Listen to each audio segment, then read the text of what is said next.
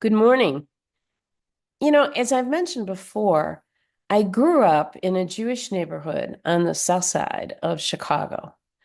And I can say, without being ironic at all, that some of my best friends are Jewish. I went to Israel 2 years ago with two Jewish friends, Jackie and Ann, and four of my Jewish friends are rabbis. And two of them are Reform rabbis, and oddly enough, both of them are named Dennis. Reform Judaism is the most theologically liberal division of Judaism. For example, women can be rabbis. Another of my friends, another rabbi, Michael, is a conservative Jew. Ironically, conservative Jews are not the most conservative theologically. Orthodox Jews are the most traditional, the most conservative. And yes, I have another friend, Moshe, who is an Orthodox rabbi who teaches at Yeshiva University in New York City. And he's a brilliant guy and is one of the translators of the Dead Sea Scrolls. Well, one day, Michael, Dennis, and I were talking, and no surprise, our discussion was, as usual, about religion. And I was asking about tithing, the practice many Christians have of giving 10% of their income to their churches. And Michael said, "Oh, Jews don't do that." And I looked at him and I said, "Michael, what?" And he says, "We get that from you guys, that tithing stuff, from Leviticus, excuse me, and Genesis in the Bible, the Torah." And then he said to me, "Actually, Jews are expected to do more than just tithe. They must give to their synagogues, yes, and they must give more, though, to the poor, take care of the widows and the orphans, just as the Bible tells us." And because these three men love to teach me new things about Judaism, they launch into a discussion of the 12th century scholar Maimonides. He was a Jewish philosopher, astronomer, and physician who lived in Spain. He integrated Jewish, Muslim, and Greek thought in a brand new way, and he was revered by Christian scholars like Thomas Aquinas and Duns Scotus and Albert the Great. Maimonides was a prolific author, and one of his most quoted writings is about 8 types of giving, about being generous. The Hebrew word for giving is tzedakah, Tzedakah. And yes, it is the same word as the last name of the singer who wrote Breaking Up is Hard to Do, Neil Sedaka. And you may be too young to understand that. Sorry about that. But yeah, Sedaka is spelled differently, just a different spelling, but it's the same word. So back to Sedaka. It doesn't mean just giving or charity. It's often translated as righteous giving. In the first of the 8 kinds of tzedakah, according to Maimonides, he said, you give, but you give unwillingly. Someone is twisting your arm. In the second, after being pressured a bit, you give with a smile on your face. And in the third, after being asked in a non-coercive way, just being asked, you give readily. In the fourth, you give without being asked. And in the fifth level, the benefactor knows to whom he gives, but the receiver does not know from whom he receives. In the sixth level, the benefactor does not know to whom he gives, but the receiver knows from whom he receives. So two opposite things there. The seventh level is righteous giving, true tzedakah. The benefactor does not know to whom he gives, and the receiver does not know from whom he receives. There is also an eighth degree, which is a special case.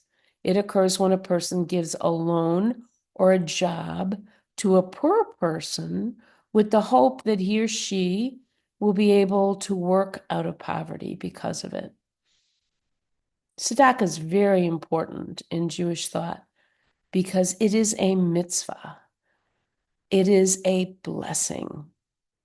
Tzedakah, to give righteously, is a mitzvah for the sake of heaven and the duty of every Jewish person. When Michael, the two Dennises, and I talked about this, we agreed that all things come from God. And because of that, when we give, we are not giving from wealth we acquired on our own. We are instead returning to God what God has given us.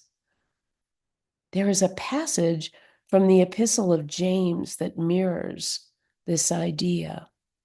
Quote, every generous act of giving with every perfect gift is from above, coming down from the Father of lights, with whom there is no variation or shadow due to change. Every time we give generously, every time we give without expecting anything in return, we give a perfect gift. And it is perfect because it has come from the Father of lights. There is no darkness in our God. The light is steady, constant, perfect. There are no shadows and no variation in the light's steady gaze, grace, steady gaze of grace. After my rabbi friends and I had talked about Maimonides, Michael told us about how he learned as a child what tzedakah was and what it was to give righteously. In the kitchen of his family home, his mother and father kept a small tzedakah box. Whenever he or his sister did something good, his parents put money in the box. It might be for a good grade on a test, or the double he hit in his Little League game, or the fact that he made his bed every day that week. Once a year, they would open up the box, and Michael and his sister would count the money. But the money wasn't for them. Every year, they took the money and gave it anonymously to people who were in need, people who were very poor. Because they did this, Michael said they learned that when we do good things, our gift is that it enables us to do more good things. And they also learned that we don't do good things to get something back. Being able to do good is its own reward. I loved this story. I just loved it. So I got online right away. 16 years ago, this happened. And I found an inexpensive tzedakah box. And I got to show it to you. This is my tzedakah box. This says tzedakah in Hebrew. And it's, a little wooden box. You can lock, put the money in the top. But that's my tzedakah box. Every week, I asked my two grandsons what good things they had done. And after they told me, I put a few dollars in the box. Max, my oldest grandson, who was 9 at the time, sometimes reported that he'd practiced his viola every single day, or helped his mom with work around the house, or got a good grade on a spelling test.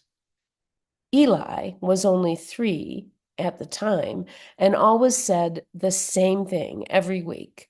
When I asked him what good thing he had done, he said, I hugged my brother. And that was good enough for me. Money went in the box. Through 2016, I was still putting dollars in the tzedakah box. And each year, right before Christmas, we counted the money and went online to the Heifer International website, where we purchased animals, usually ducks and rabbits, which were sent anonymously to a family somewhere in the world, a family struggling in ways that we couldn't imagine, a family we would never know. With these starter animals, the family was likely to establish a small livestock business.